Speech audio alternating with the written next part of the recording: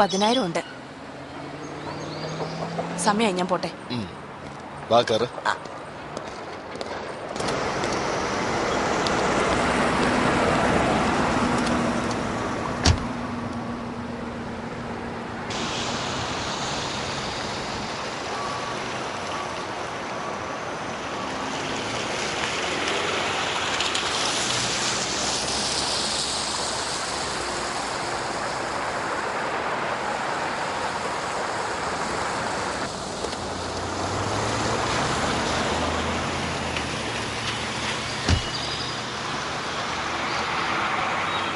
പാടോ.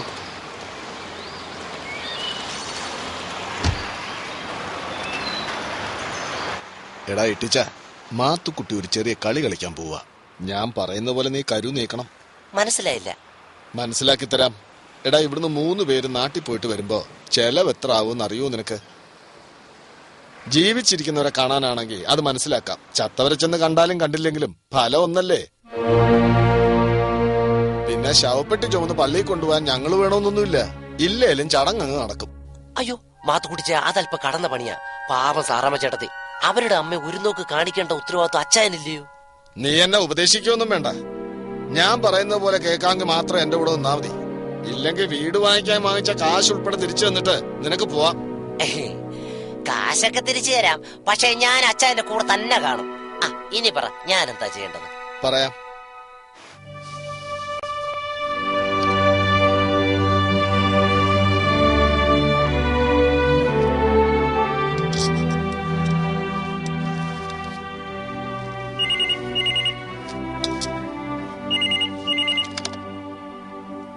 Hello.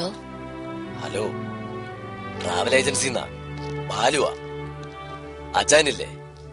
മാത്തുക്കുട്ടിച്ചായ travel ഏജൻസിന്നാ. എന്താന്ന് ചോദിക്കേ. ഞാൻ കാശുമായിട്ട് ഇതാ വരുന്നെന്ന് പറ. വെരി സോറി, എയർ ഇന്ത്യയിൽ ഫുള്ളാണ്. പിന്നെ വേറെ റൂട്ടില് ലുഫ്താൻസ ഉണ്ട്, അത് 2 ദിവസം കഴിയും. എന്താ വേണ്ടത്? ഹലോ, അതൊന്നും പറയണ്ട. ഇങ്ങനൊരു അത്യാവശ്യത്തിന് ടിക്കറ്റ് അറേഞ്ച് ചെയ്തില്ലെങ്കിൽ പിന്നെ താനൊക്കെ സുഹൃത്തുക്കളാന്ന് പറയുന്നത് എന്തിനാ? എന്താടോ ഇത്? കാര്യം നടക്കൂല്ലയോ അത് പറ. ഞങ്ങള് ചെല്ലുന്നതും കാത്ത് ഡെഡ് ബോഡിയും കാത്തു വെച്ചോണ്ടിരിക്കുക അവര്. അങ്ങനെ തെളിച്ചു പറ. ഇല്ല, അത്ര തന്നെ.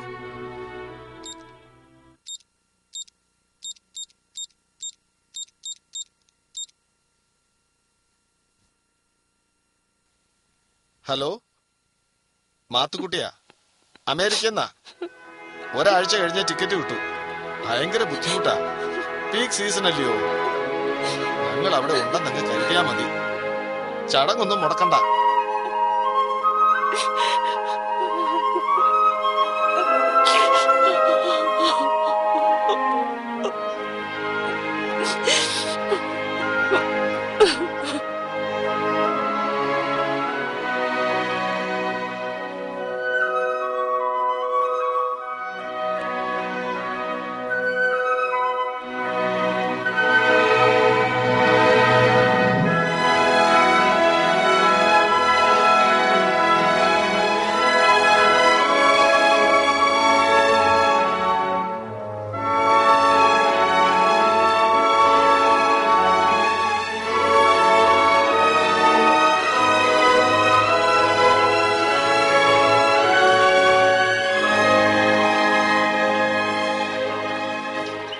അമ്മ മരിച്ച 6 മാസം കഴിഞ്ഞപ്പോൾ അപ്പച്ചന് ഞാൻ വിസയുടെ പേപ്പേഴ്സ് അയച്ചു കൊടുത്തു.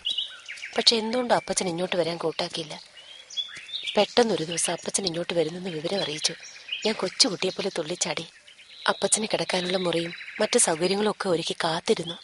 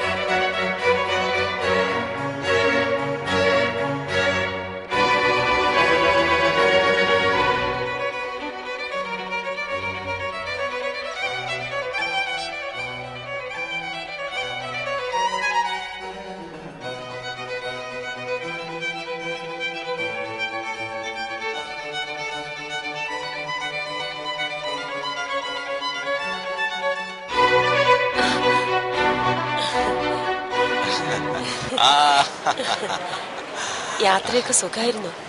സുഖമായിരുന്നു മോളെ. ഈ ജോർജ് കുട്ടി എനിക്ക് വേണ്ടി ഒരുപാട് ബുദ്ധിമുട്ടി കേട്ടോ. എനിക്ക് വിമാനത്തിലെ കാര്യങ്ങളൊന്നും അറിയത്തില്ലല്ലോ. അപ്പച്ചനെ കൊണ്ട് എനിക്കൊരു ബുദ്ധിമുട്ടുണ്ടായില്ല.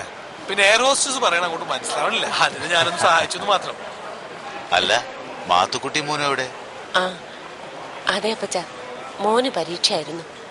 മാത്തുക്കുട്ടിച്ചായ നാട്ടിൽ നിന്ന് വന്നിരിക്കുന്ന ഒരു നേതാവിന്റെ കൂടെ മീറ്റിങ്ങിന് പോയിരിക്കുക. അത് ശരി.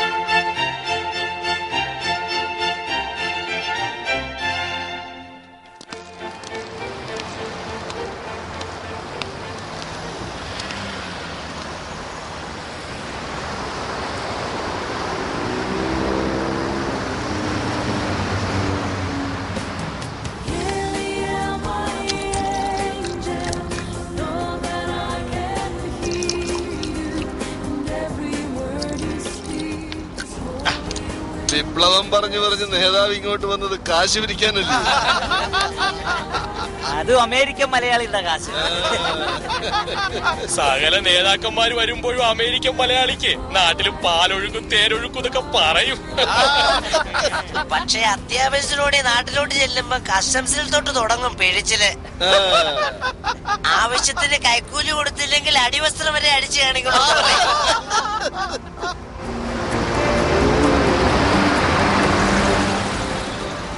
ടാക്സിക്കാര് യൂണിയൻ പോലും മറക്കുന്നത് അമേരിക്കക്കാരെ കാണുമ്പോൾ പൊതുശത്രുവിനെ നേരിടുന്ന പോലെ അവരങ്ങ് ഒറ്റക്കെട്ടാവും. തമാശ അതല്ല, ഇതെല്ലാം കണ്ട് കോമഡി സിനിമ കാണുന്നത് പോലെ പോലീസുകാർ ചിരിച്ചോണ്ടേ. അല്ല, നേതാവ് ഒരു അഭിപ്രായം പറഞ്ഞില്ലല്ലോ. ഞാൻ പറഞ്ഞല്ലോ, നാട്ടിലെ കുടിവെള്ളക്ഷാമം പരിഹരിക്കാനാ ഞാനിപ്പൊ ഇങ്ങോട്ട് വന്നത്. അവിടെ കലാപവും അടിപിടിയും മൂത്തപ്പോ പിന്നെ കണ്ട ഒറ്റ വഴി ഒരു പത്രസമ്മേളനം നടത്തി പ്ലെയിനിൽ കയറിയെന്ന. ഇനി എനിക്ക് സ്വസ്ഥമായിട്ടൊന്ന് കഴിയണം.